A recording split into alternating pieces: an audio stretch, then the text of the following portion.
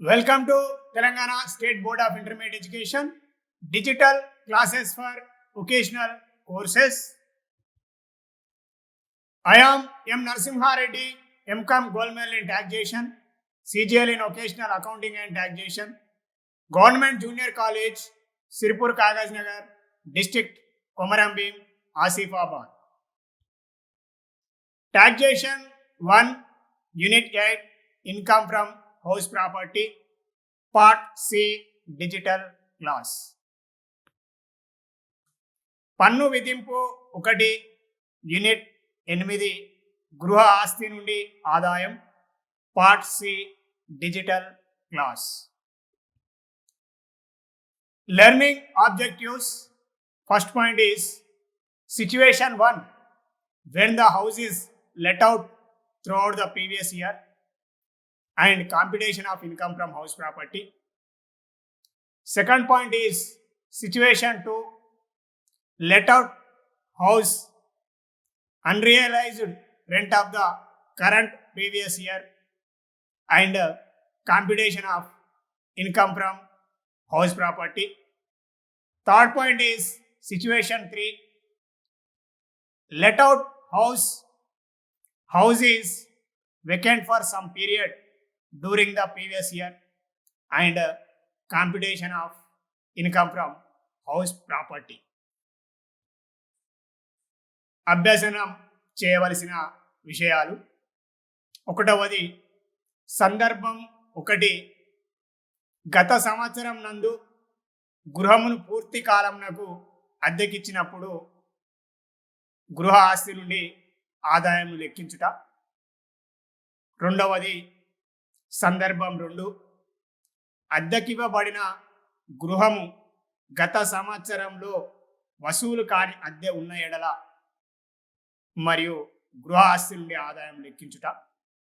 3వది సందర్భం 3, అద్దెకివ్వబడిన గృహము గత సంవత్సరంలో కొంతకాలము అద్దెకిచ్చినప్పుడు మరియు కొంతకాలము గృహం ఖాళీగా ఉన్నప్పుడు గృహ ఆస్తి నుండి ఆదాయంను లెక్కించుట. ఇక సందర్భం 1 విషయానికి వచ్చినట్టయితే, అస్సెస్సీ ఒక గృహమును లేదా యజమాని ఒక గృహమును గత సంవత్సరం నందు పూర్తి కాలంకు అద్దెకిచ్చినప్పుడు గృహ ఆస్తి నుండి ఆదాయంను లెక్కించవలసి ఉంటుంది. అదేవిధంగా దీని అర్థం గృహం యొక్క యజమాని ఎవరైతే ఉన్నారో ఆ గృహమును పూర్తి కాలంనకు అనగా ఒక నియమిత కాలం గత సంవత్సరం అయినటువంటి 12 నెలల కాల వ్యవధిలో గృహమును పూర్తిగా అద్దెకు ఇచ్చిన సందర్భంలో మనము గృహ ఆస్తి నుండి ఆదాయాన్ని లెక్కించవలసి ఉంటుంది. ఇక గత సంవత్సరం నందు గృహమును పూర్తి కాలంకు అద్దెకిచ్చిన సందర్భం 1 నందు స్టెప్ 1, అదేవిధంగా స్టెప్ 2 నందు ఇచ్చిన వివరాలను ఆధారంగా చేసుకొని మనం మొదటగా ఆశించినటువంటి అద్దె విలువను లెక్కించవలసి ఉంటుంది. అదేవిధంగా స్టెప్ 2 నందు స్థూల వార్షిక విలువను లెక్కించడం అనేది జరుగుతుంది. అదేవిధంగా గత పార్ట్ బి క్లాస్ నందు పురపాలక సంఘపు అద్దె విలువ, అదేవిధంగా సమంజసమైనటువంటి అద్దె విలువ, అదేవిధంగా వాస్తవమైనటువంటి అద్దె విలువల గురించి మనం తెలుసుకొని ఉన్నాం.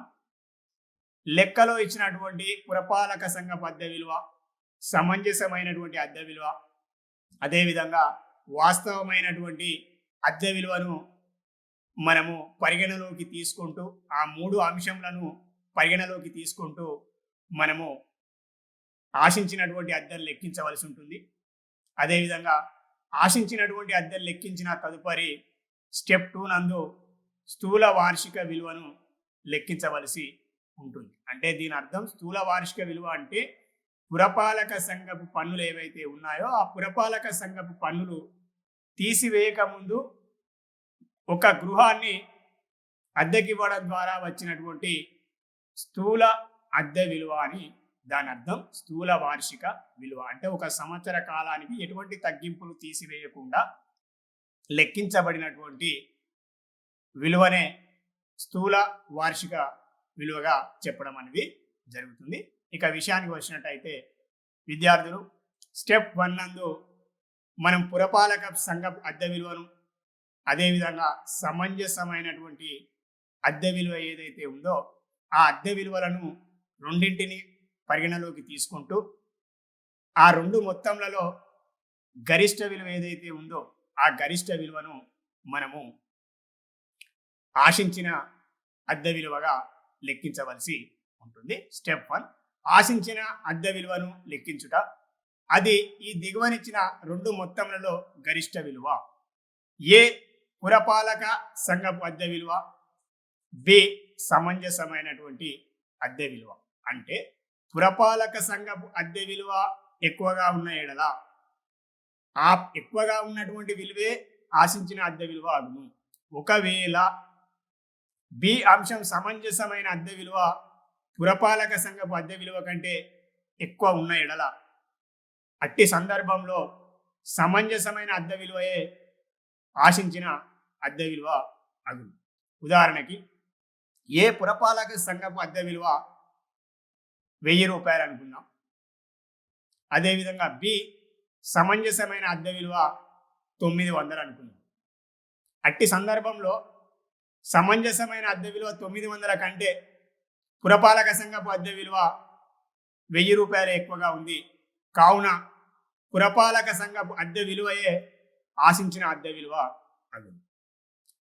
అదేవిధంగా ఆశించిన అద్దె విలువను కనుగొన్న తదుపరి మనము స్థూల వార్షిక విలువను స్టెప్ 2 నందు లెక్కించవలసి ఉంటుంది.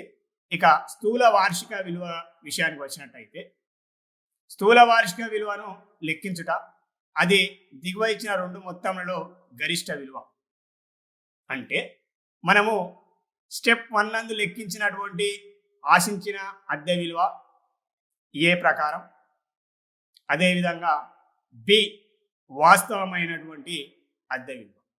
అంటే స్టెప్ 1 నందు లెక్కించినటువంటి ఆశించిన అద్దె విలువను తీసుకుంటూ అదేవిధంగా వాస్తవమైనటువంటి అద్దె విలువ ఏదైతే ఉందో వాస్తవమైన అద్దె విలువను మనము తీసుకున్నట్టయితే ఈ రెండు మొత్తంలలో గరిష్ట విలువ ఏదైతే ఉందో ఆ విలువనే మనము స్థూల వార్షిక విలువగా పేర్కొనడం అనేది జరుగుతుంది. అంటే ఇక్కడ స్థూల వార్షిక విలువ ఈజ్ ఈక్వల్ ఆశించిన అద్దె విలువ లేదా వాస్తవమైనటువంటి అద్దె విలువ ఆ రెండు మొత్తంలో గరిష్ట విలువ. ఉదాహరణకి స్థూల వార్షిక విలువ ఈజ్ ఈక్వల్ ఆశించిన అద్దె విలువ రూపాయలు 10,000 అనుకుందాం ఉదాహరణకు. బి వాస్తవమైన అద్దె విలువ 15,000 అనుకుందాం. అంటే ఆశించిన అద్దె విలువ 10,000 తక్కువగా ఉంది ఉదాహరణలో, బి 15,000 ఎక్కువగా ఉంది. కావున స్థూల వార్షిక విలువ అనేది వాస్తవంగా స్వీకరించినటువంటి అద్దె అంటే పాయింట్ బి ప్రకారం వాస్తవమైన అద్దె విలువయే మనకు స్థూల వార్షిక విలువ అగును.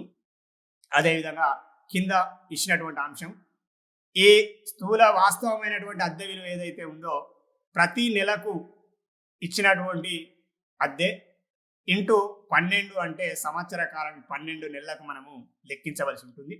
అదేవిధంగా స్థూల వాస్తవమైనటువంటి అద్దె విలువ అనేటువంటి అంశంలో యజమాని గృహంను సంవత్సర కాలంకు అద్దెకివ్వడం ద్వారా పొందినటువంటి స్వీకరించినటువంటి అద్దె లేదా కొంతకాలం అద్దెను స్వీకరించి అదేవిధంగా ఇంకా స్వీకరించవలసి ఉన్నటువంటి అద్దె ఏదైతే ఉందో ఆ అద్దె మొత్తాన్ని మనము ఇక్కడ వాస్తవమైన అద్దె విలువగా తీసుకునవలసి ఉంటుంది. విద్యార్థులు కన్ఫ్యూజ్ కావాల్సినటువంటి అవసరం లేదు. వాస్తవమైనటువంటి అద్దె విలువ అంటే యజమాని స్వీకరించినటువంటి అద్దె ప్లస్ ఇంకేమైనా బాకీ మొత్తాలు అద్దెకుండు వ్యక్తి ద్వారా రావాల్సి ఉన్న ఎడల ఆ సంవత్సర కాలం నందు ఆ రెండింటిని కలపగా వచ్చినటువంటి విలువనే మనం వాస్తవమైనటువంటి అద్దె విలువగా చెప్పడం అనేది జరుగుతుంది. ఉదాహరణకి ఎక్స్ వైకి అద్దెకి ఇవ్వడం అనేది జరిగింది గృహాన్ని, నెలకు 1000 రూపాయలకి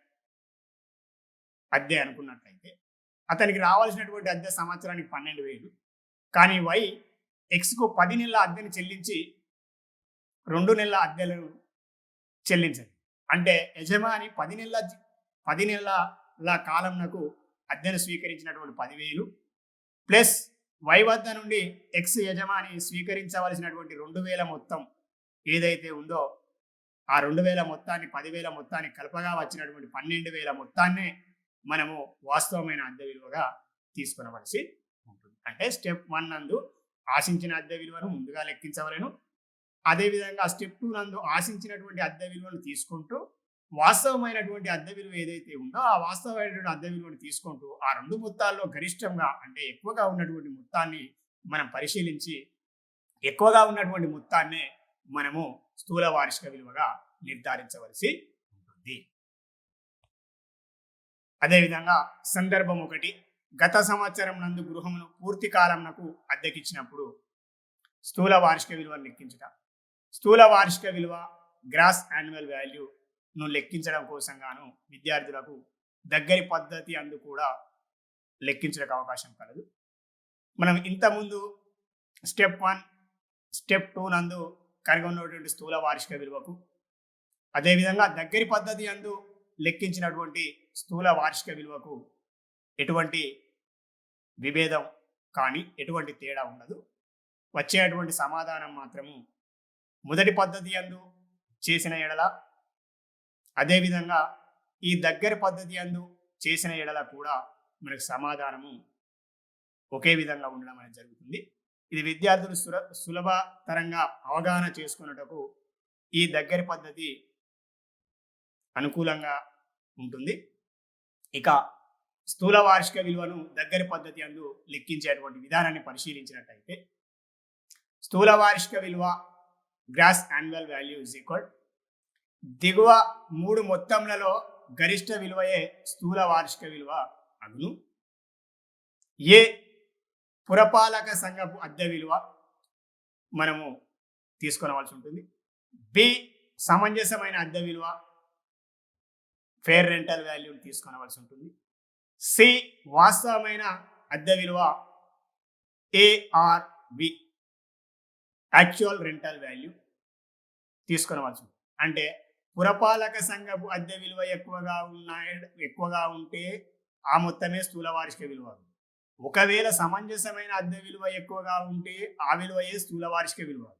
ఒకవేళ సి వాస్తవమైన అద్దె విలువ ఎక్కువగా ఉంటే ఆ విలువయే స్థూల వార్షిక విలువ అగును. అంటే 3 మొత్తాల్లో గరిష్టంగా ఎక్కువగా ఉన్నటువంటి మొత్తాన్ని మనము స్థూల వార్షిక విలువ గ్రాస్ యాన్యువల్ వాల్యూగా మనము లెక్కించవలసి ఉంటుంది. ఇది దగ్గరి పద్ధతి. స్టెప్ 1 ఒకటే స్టెప్ నందు మనం లెక్కించడానికి అవకాశం కలదు.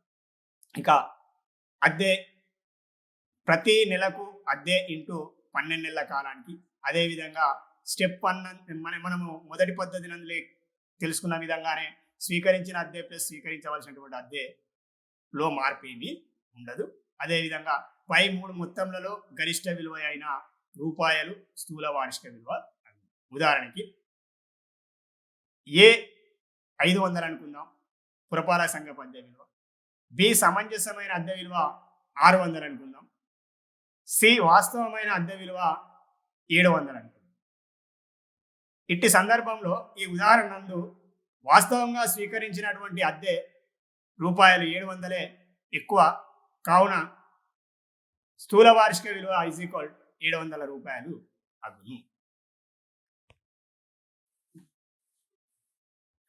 Situation 1, when the house is let out throughout the previous year. Step 1, calculating expected rental value, which is higher of the following 2 amounts. We need to take into account A, municipal rental value, B, fair rental value. Here, which is higher of the 2 amounts? It may be municipal rental value, it may be fair rental value. Whichever is higher is taken as the expected rental value, in short form ERV. Under first step, we need to calculate expected rental value, which is higher of the following two amounts, that is municipal rental value, B is fair rental value. Whichever is higher is taken as the expected rental value. Then come to the step 2, calculating gross annual value, which is higher of the following two amounts. We need to calculate expected rental value under step number 1. Under step number 2, we need to calculate gross annual value. Gross annual value is higher of the expected rental value, B actual rental value. Whichever is higher, value is taken as the gross annual value here. So here, for example, expected rental value is 500 rupees, B actual rental value is 1000 rupees. So actual rental value rupees 1000 is higher than the expected rental value rupees 500. That's why we need to take into the account actual rental value rupees 1000 as gross annual value. Here, monthly rent multiply with 12 months. It means in a year, how many months? 12 months. So we need to calculate the actual rental value for annum. That's why monthly rent multiply with 12 months is equal rent for annum. Rent income include received from tenant and plus receivable from tenant if any due. Rent received plus outstanding rent is treated as rent. This is the first method, and this gross annual value ను కూడా మనం రెండో పద్ధతి second method నందు కూడా మనం లెక్కించుటకు అవకాశము కలదు. Situation 1, when the house is let out throughout the previous year. First one, calculation of gross annual value in shortcut method or second method. Gross annual value GAV in short form is equal gross annual value GAV is equal, which is higher of the following three amounts. Here, three amounts. A, municipal rental value in short form MRV. B point, fair rental value FRV. C, actual rental value ARB. Here, monthly rent multiply with 12. Each month rent multiply with 12 months is equal rent for annum. Here, rent means rent includes rent received plus outstanding rent.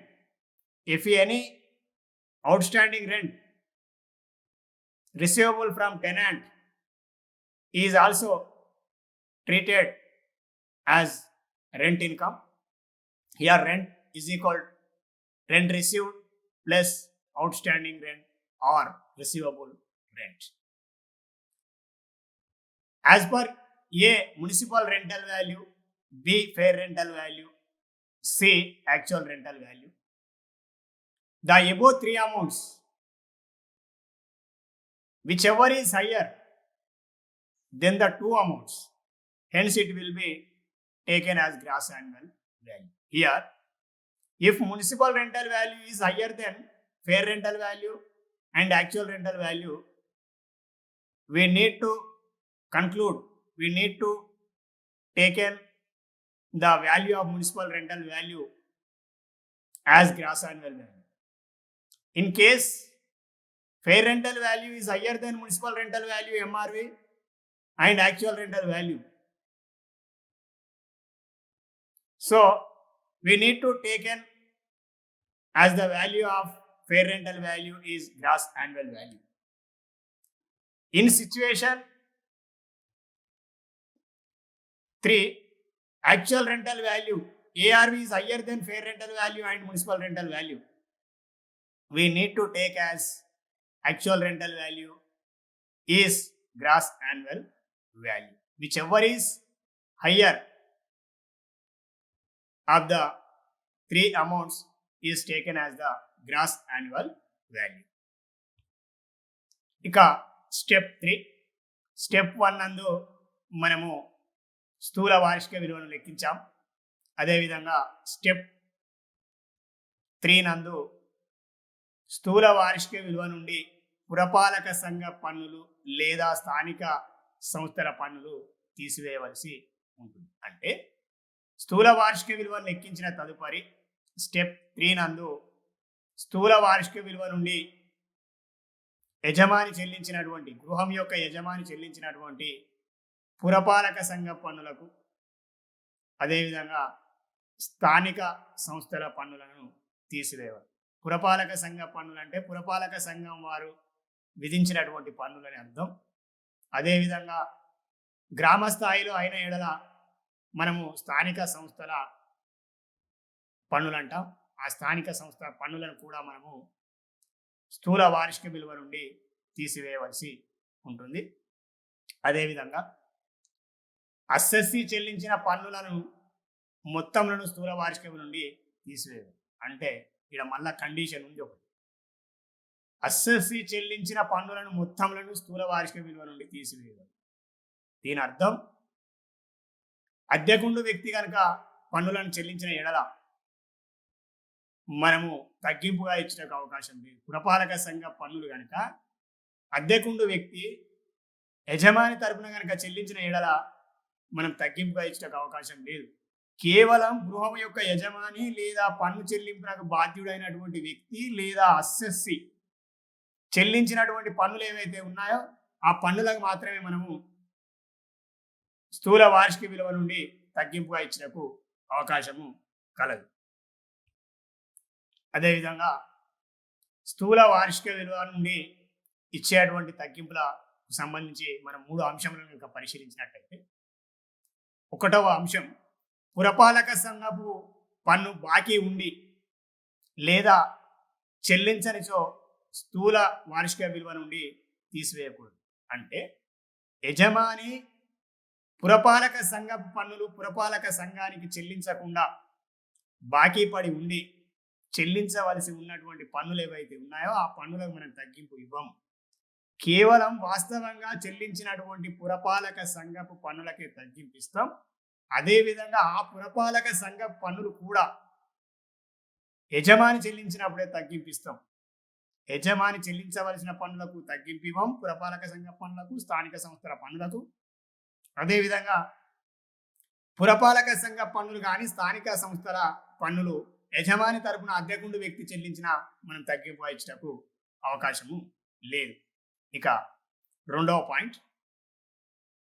పురపాలక సంఘ పన్నులు బాకీలను ప్రస్తుత పన్ను నిర్ధారణ సంవత్సరానికి సంబంధిత గత సంవత్సరంలో చెల్లించిన ఈ మొత్తంను స్థూల వార్షిక విలువ నుండి తీసివేయాలి.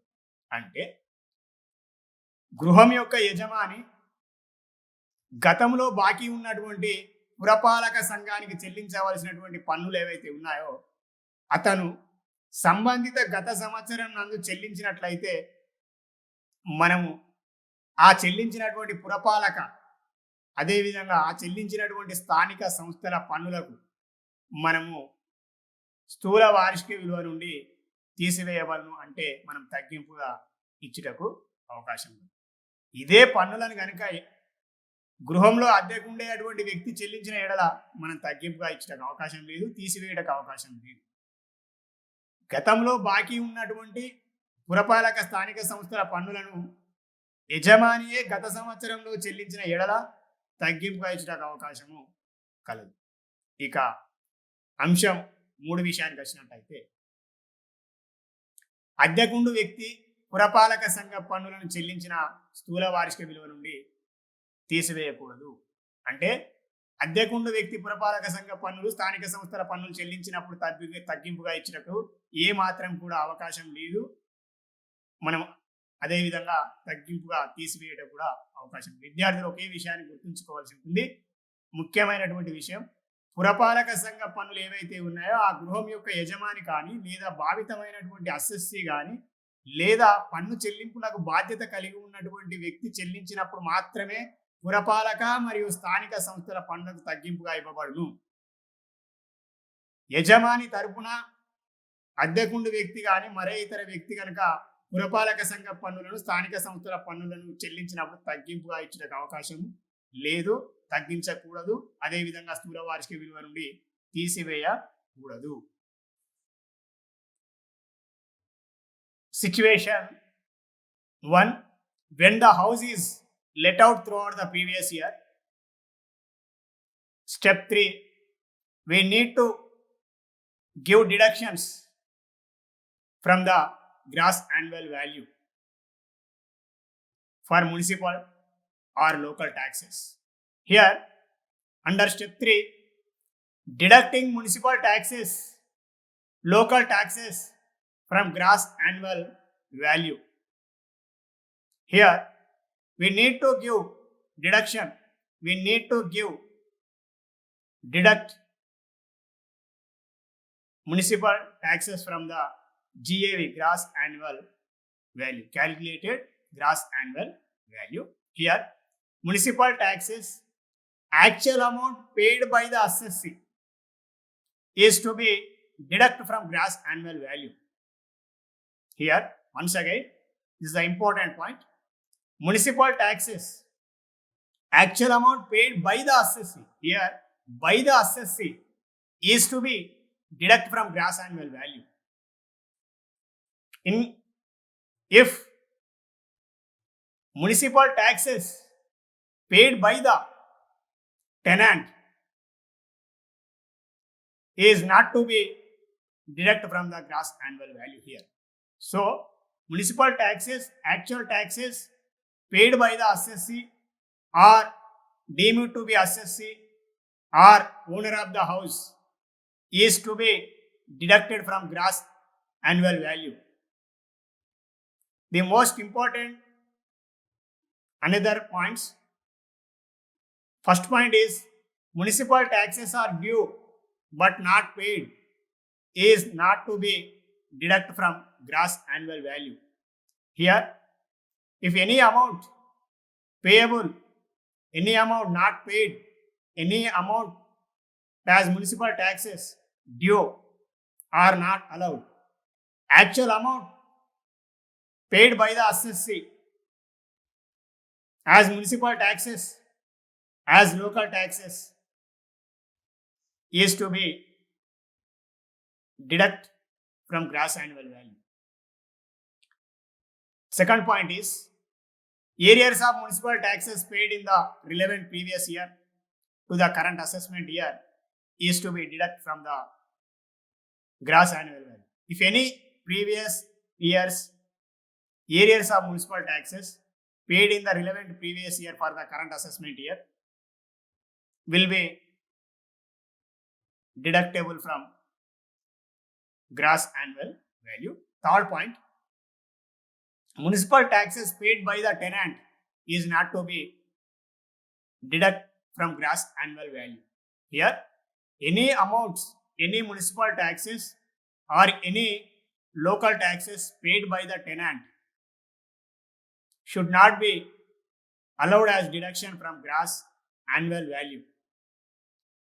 And step 4, allowing deductions under section 24A and under section 24B.